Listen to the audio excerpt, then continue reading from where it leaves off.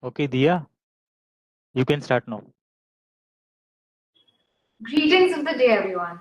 I'm privileged to welcome you all into the very first children's edition of Orange City Literature Festival, organized by SGR Knowledge Foundation in association with GH Raisoni University, powered by Raisoni Group of Institutions.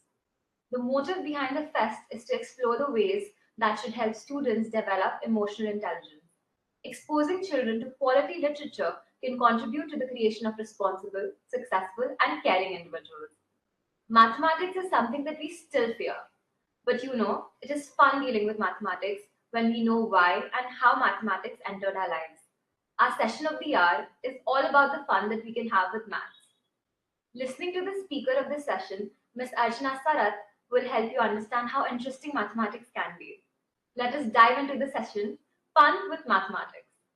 So, our speaker for today, Ms. Archana Sarat, loves to narrate tales to both children and adults. Her debut novel, Birds of Prey, a psychological crime thriller acclaimed to be a gripping and riveting read, was adapted into the web series Irai on the AHA Tamil OTT in February 2022. Her second book, Tales from the History of Mathematics, a set of short historical stories, won the Best Book Award in the Children's category at the Value of Words International Literature Festival in 2019. Her other book, Tit for Tat, is a collection of flash fiction stories. Her articles have been widely published in various popular newspapers and magazines. Her short stories and poetry have been appeared in various magazines and anthologies. Archana Sarat is the founder of Read, Write, Inspire, a writer studio filled with resources that motivates writers to read deeper, write better, and create a strong author platform. Though she is a chartered accountant by qualification, she took up her childhood love for writing as her vocation. She hopes her writing can inform, educate, impact, and entertain at the same time. There's so much to talk about, Ms. Archana, but without taking much time, I will hand over the session to her. Over to you, ma'am. Thank you, Dia. Good morning, everybody. It is such a pleasure to be here with all of you at the Orange City Literature Festival. So, yes, as Dia said, mathematics has been my favorite subject. However, as a child, when I explored the subject, I never thought about, we are only taught HCF and LCM and numbers and multiplication and division. We never really taught at school about how mathematics came to be. How did this subject evolve? And as I became an adult, this was something that fascinated me. I started wondering, how did early man give his address? There were no numbers. How did he say that he was 3 trees probably away from the headman's house? Or how did he divide the rice among his children? And how did he know how many leaves he had to pluck for his dress? And how did he know that he needs to pluck a little lesser when it comes to his kid's dress? So, it's so fascinating to see how mathematics developed and evolved over the years. And it's not just about this, but it's also about, you know, in any part of civilization, in any period of civilization, if you see that, with every step in the development of civilization, there's been a growth in mathematics. And similarly, the growth in mathematics has led to an improvement and a development in the civilization. It's taken us to the next step in civilization. And researching and reading about all this also took me into the lives of various mathematicians. And we are talking about thousands and thousands of years ago. And there was such strict religious teachings in those periods. So to fight against that, to bring something new to the table, to tell you, no, this is not, what we've learned is maybe not right. Maybe we should do things this way, meant they could be jailed for life. They could be hung to death. For instance, there was an early belief that the earth is the center of the universe. So when Galileo first mentioned that no, it's the sun that's the center of the universe, it's the earth which is going around the sun, because he was old, he wasn't thrown into prison or he wasn't hung to death, but he was placed on a house arrest for the rest of his life. So for the rest of his life, he couldn't leave his house and step out. So, at every stage of life, these mathematicians had it so difficult, but still they persisted. They wanted to spread their knowledge. They wanted to, share about, they wanted to research more and share their learnings with others. So I wanted to, bring this to people. Every new thing that I was reading and finding about seemed so fascinating, but most of the books which I was reading was highly inapproachable. It's not something that forget a child, even an adult may not be very inclined to pick up the book and know more about it. But it was so fascinating, and I felt this should be something that's easily approachable for children and for adults. And that's what led me to write this book, Tales from the History of Mathematics. So I've just condensed whatever little I couldn't. Of course, you can't cover the entire history of mathematics in such a small book, but I have brought out a little of a little and important. I would say I can't even say it's important because I think everything about the history of mathematics has been important at various stages. I can see some interesting and fascinating tales from the history of mathematics. I've brought it out and I've presented in 26 such stories in this book.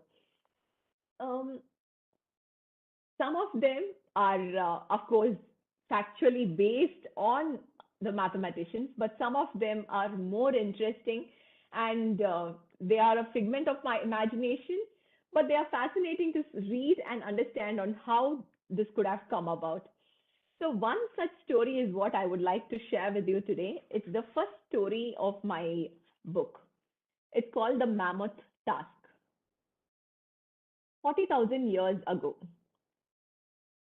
So this is the hero of my book is called Ipiko.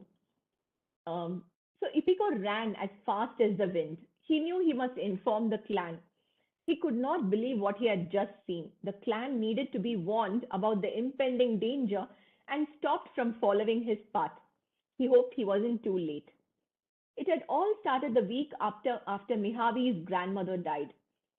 So now what is happening here is that the clan is facing a huge food shortage. And in fact, this old lady, Mihavi's grandmother, started giving away her portion of the food to the children so that they don't starve or they are underfed. And because of this, she spoils her health and she dies. So they decide that no longer they can live beneath, beside the Batrai river where they live. And they say, okay, now it's time to probably grow somewhere else because the summer heat has dried up the water, the plants have dried up, and the animals are no longer coming here. So there's no food for the clan. Grandpapa Bokshiva decided that they had to go beyond the usual territory if they wanted to fill their stomachs and feed the babies. That was when Ipiko was chosen for the task. Ipiko was born without the gift of speech. But what he lacked in the form of speech, he compensated through speed. Ipiko was the fastest runner in the clan. So he had been sent to scout the area. So what Ipiko does is he keeps walking away from their clan in a particular direction and he crosses rivers. He sees parched trees all around him, wilting trees, arid lands, lifeless rivers. And he keeps passing all this and he keeps going on and on and on. He's so tired, but he keeps walking on. So the plan is that the first day Ipiko would go, since he's quite fast, he would keep going in the front. And if Ipiko does not return, the clan would follow the same path that he took the next day. Because according to them, that means that place is safe. But if he spots something on the way which seems like dangerous, then Ipiko would come running back and he would warn the clan about it. So suddenly Ipiko heard. So as Ipiko keeps walking, he suddenly sees a new land. The grass was fresh, green, and moist. The trees were tall, fertile, and luscious. A gushing river gurgled from somewhere nearby. It was the perfect place for the clan to settle in. Suddenly, Ipiko heard a rustling sound from behind the thick wall of trees. Something was headed this way. He ran as fast as he could and he crouched behind some bushes. This was a foreign land, and though he was alert to all possible dangers, what caught his eyesight was worse than even what his terrible fears could conjure up. The creature that crept out of the trees was unlike anything that he had seen before. It was taller than three mango trees standing on top of one another. So you should understand why it's written in this way, because this is happening 40,000 years ago. So I'm assuming this is how he would have measured the creature. So it was taller than three mango trees standing on top of one another. It had two curved tusks on its face that were longer than its own height. Between those tusks, a massive and powerful trunk stretched out. As it walked out of the wall of trees, a few of the biggest and strongest trees snapped and cracked to the ground like twigs. Before long, a dozen more such creatures joined the first one.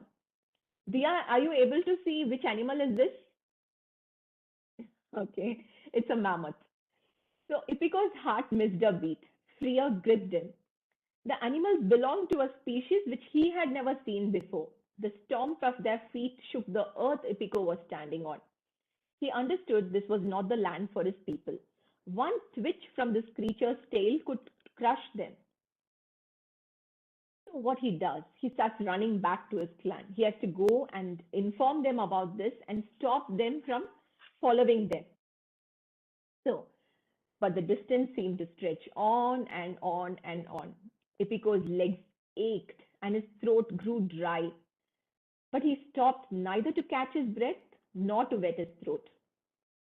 So when he finally reached home, he had no strength for explanation. Breathless, he fell exhausted on the ground. Grandpapa Bokshiva immediately asked Ribello to squeeze the juice of a freshly dug tube root and give it to Ipiko. Ipiko drank it noisily and sat up refreshed. He started drawing the map of the path he took on the ground with a stick. All the members crowded around him to see what he was drawing. So he made various grand actions with his hands and showed emotions with his face and eyes.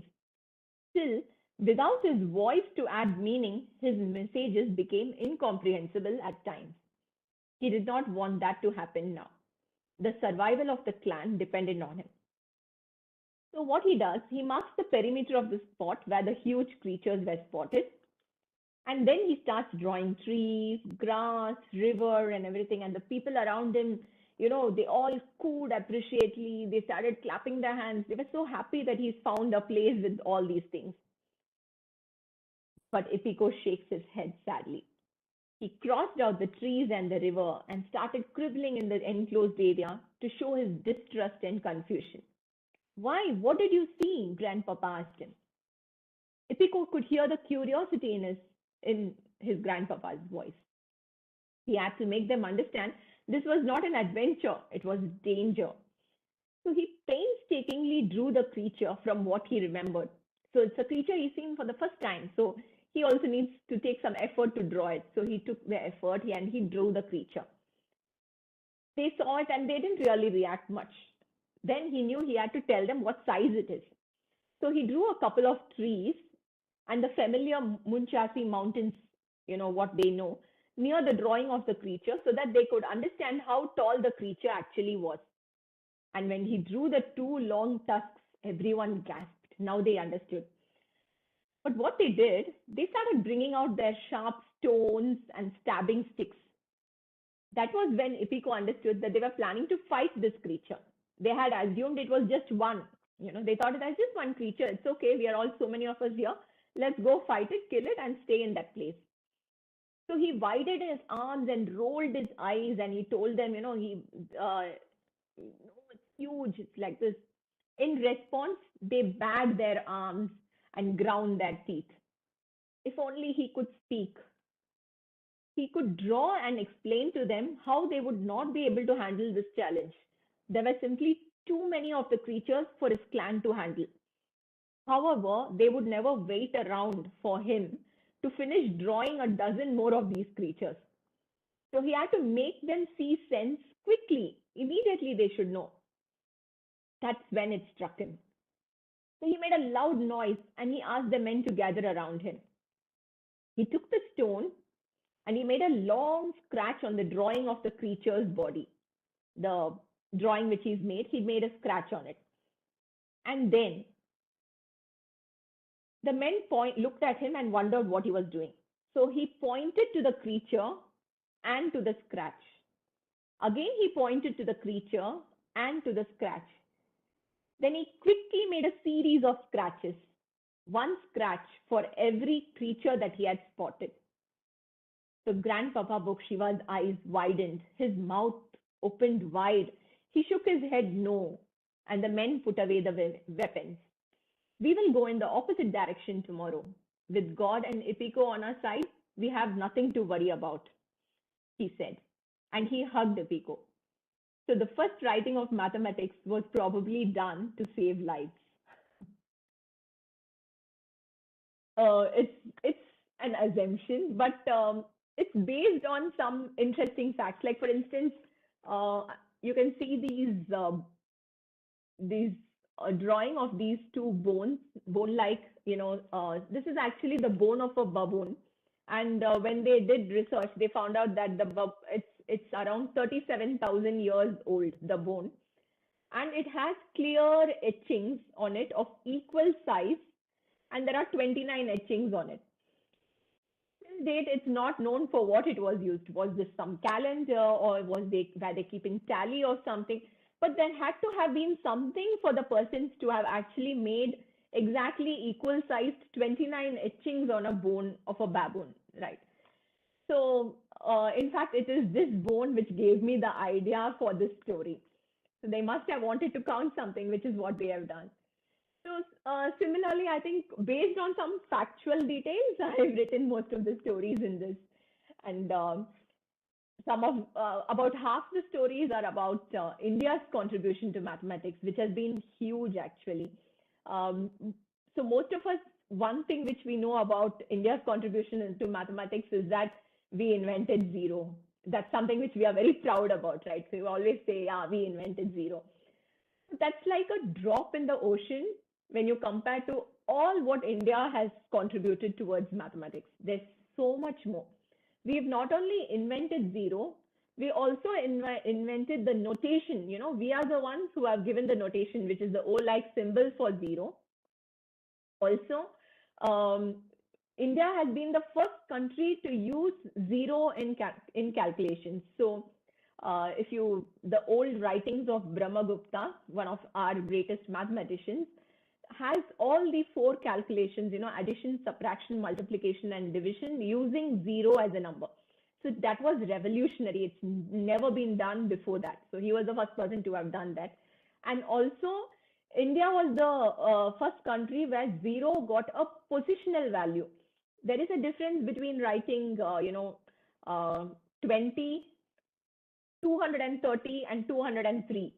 So the zero in all these three things, it has a different kind of value in each of these places. And that valuation for zero also came from India. And I think, in my personal opinion, more than zero, one of the biggest contributions, I think, towards mathematics has been the decimal system, which also came from India. So till that, before the decimal system was in existence, we had the Roman number system, the Greek number systems. And most of us know the Roman number system, right, where you write your 1 and your 2 and all that. And when even writing something like, something probably like a 53 or a 570 in the Roman number system is a nightmare, So imagine when you can't even write the number easily, how are you going to do any calculations using that system? It was a completely, I would say it was a system which had, once the decimal system came into place, the Roman number system and all, had absolutely no value at all. It became a completely redundant system. So when we see the decimal system, it seems like something very simple, right? So you have numbers from 0 to 9, and every number, when you write it, it has a face value and it has a place value. So you can write 23, and you can write 203, and you can write your 2000 and your 2 lakhs and whatever, So each number as you write, it's just so simply and easily builds on and you have your decimal system. But this was kind of revolutionary at that point of time. And from India, this traveled to the Arab world. And from the Arab world, the decimal number system traveled to the West in the 16th century. And till the West, the decimal system traveled to the West, there has been absolutely no discoveries or inventions in mathematics in the West till then. Because unless you have a system which is easily comprehensible, you cannot develop or build on it. So I think that, in my personal opinion, that's one of the greatest contributions that India has given to mathematics. What do you think, Dia? This all seems so interesting. I will definitely have to pick up your book to get to know more about India's contribution towards math. Thank you. I hope you like it. Yeah. I just had some questions for you if you're okay with answering them. Sure, please tell me. So I would like to ask you, what was the biggest challenge that you faced while writing your book, The History of Mathematics? So one of the biggest challenges which I found was the lack of, I would say, primary research materials relating to mathematics. For instance, all of us know Aryabhatta. He was the first and one of the greatest mathematicians to come from India. And the thing is that everything which we know, about, I shouldn't say everything which we know. I think I should say we don't know anything about Aryabhatta. We only have the book which he has written, which is called Aryabhatya. And the book was, the book has only one mention about him, that he had written the book when he was 23 years of age. So, and it's a revolutionary text. It's got so much about, mathematics and astronomy, which are astounding details about that. And it's really amazing that he wrote the book when he was just 23 years of age. However, the surprising thing is that apart from this one detail, we know nothing else about Aryabhatta. We don't know he's from which state. We don't know how long did he live. How did he have this kind of a knowledge in mathematics? From whom did he learn? We have no details at all. So for me, one of the biggest challenges was to find out, details about the yesteryear mathematicians, and especially those from India. The Indian mathematicians, they had this feeling that, they need to take a back seat, and it is their knowledge which needs to spread to the world. So it wasn't like, what it is nowadays. So there weren't any social media channels to promote their work or anything like that. So it was only all through books, and more than books, it was all through hearsay. So all the lessons were taught, via recital, I should say. It's just orally passed on through generations. So it's really a huge challenge, to find out any details about them. Of course, you have all the details about what they contributed, which was something that they always put forward, but you don't have any details about their own personal life. Where are they from? What did they do?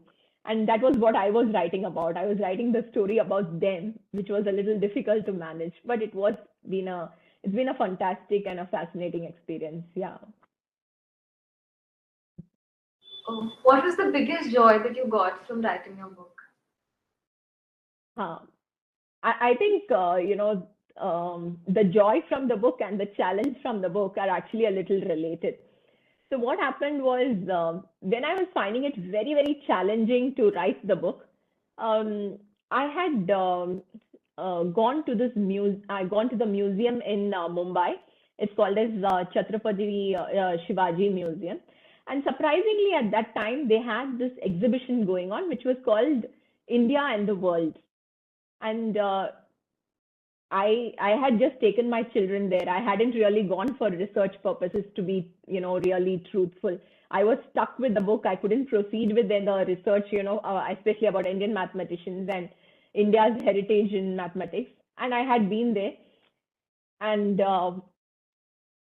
surprisingly, and I think I've been lucky, in fact, this particular exhibition had a lot about Harappan civilization and the kind of mathematics, architecture, and scientific knowledge which was present in Harappan civilization at that time. And they had these beautiful displays, and um, proper real research was something which I could get from that exhibition. So most of the stories, especially those ones which are about Harappan civilization, which are there in this book, are a direct result of of my experience in that museum. And the second, I would say, big source of joy and also a fascinating experience relating to this book was my trip to London. So I had been to London, and the Science Museum in London, it's again, I think it's just my good luck. The Science Museum in London had an exhibition called Illuminating India, which was all about India's contribution to mathematics and science.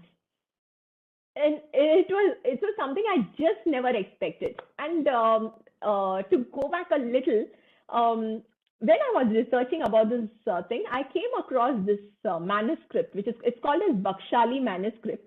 It's written like hundreds and hundreds of years ago on the bark of a tree. Those tree barks, which you can see in those olden time movies, which they write their poems and all, and those read. So something like that in those barks. It has a lot of mathematical calculations, and it is the first and the oldest document to have the number zero itself written. So zero is written as zero.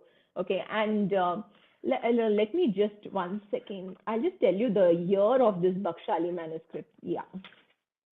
Okay, so the manuscript belongs to 200 to 400 CE. So that old. Okay. And I was researching about this. I read a lot about this. When this manuscript was discovered, India was being ruled by the Britishers. So as soon as this discovery was made, this manuscript was taken away to be kept in, it was actually, it was taken away to London. And actually at the moment it's there in Oxford, I think. It's in Oxford or Cambridge, I'm not sure. But my London trip had no, plan for Oxford or Cambridge. I wasn't really planning to go there. But though I had seen this manuscript many times, I hadn't really, I had seen it only on the computer. So I hadn't really seen in live. And I knew I'm not going to be able to see it in this London visit. So when I went to the Science Museum, and I entered this Illuminating India exhibition, and the first primary, exhibit which they have over there is this Bakshali Manuscript. I could actually see it with my eyes. And I didn't realize that I'm going to react this way, but as soon as I saw that, I just broke down. So tears started, flowing down my cheeks. And all the museum, security and the other people over there got a bit worried. So they came and asked me what happened. And so I told them, no, these are just tears of joy of having to actually get a chance to see this. And I told them I was writing this book, and this is this, that. So for the next couple of hours, actually, I became a museum guide over there. And all the tourists started coming to me and asking me, tell me what is this? Tell me what is that? What's over there? Who is Ramanujam? What's this Bakshali manuscript? And it was I think one of the most joyful and fascinating experiences to have. So thanks to the book. I feel like I have to know, who is your most favorite mathematician? I think among the older mathematicians, I would say Aryabhatta, and among the newer ones, I would say Ramanujam. And what are you working on next? What future plans? Okay. So as you had introduced me, I love telling tales to both children and adults. So, and for adults, I love writing thrillers. So my next book, which would come in, I think in a couple of months' time, is a thriller.